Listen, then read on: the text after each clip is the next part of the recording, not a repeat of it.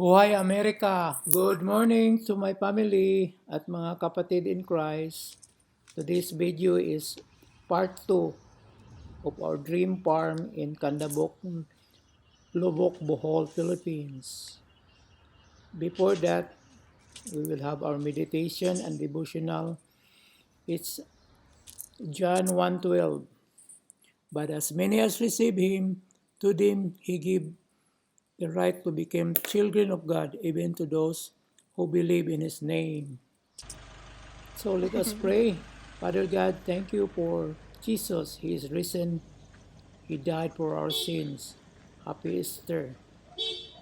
Praying for our family, my family, your family, our friends, and our fellow Christians. Thank you for our family have a good health. And thank you. May trabaho tayo dito.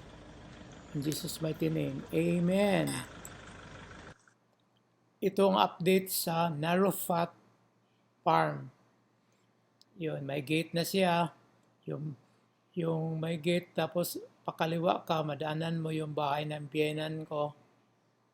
May concrete road na pakaliwa. Before and after, tingnan mo, nung araw maputik pa.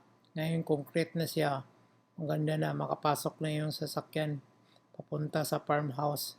Pakaliwa. Tapos sa property, entrada, pakanan ka.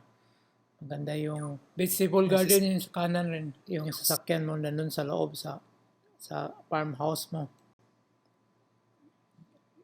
Ito yung farmhouse na renovate na rin na maganda na, may garahe, may terrace, may barandilya, may bubong, hindi ka na mabasa dyan.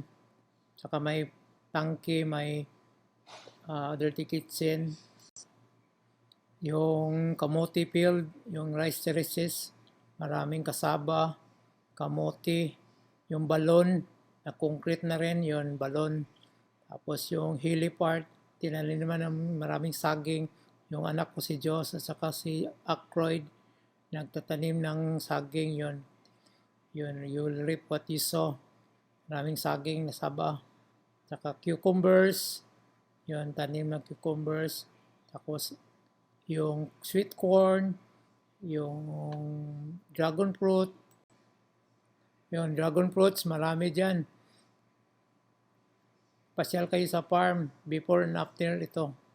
May mango pa, may jackfruit, yung langka, saka yung tambis. Yung balanghoy, meron. Kasaba, sarap yung kasaba na yun. May ampalaya pa, may string beans. Ito na yung trellis ng ampalaya. May talong, string beans. Hindi ka na magugutom. Yun ang concrete road, nakanet pa kasi maraming manok. May ginger pa.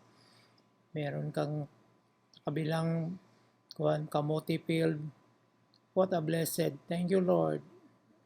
Our memory verse, Galatians 6:7. You will always harvest what you plant.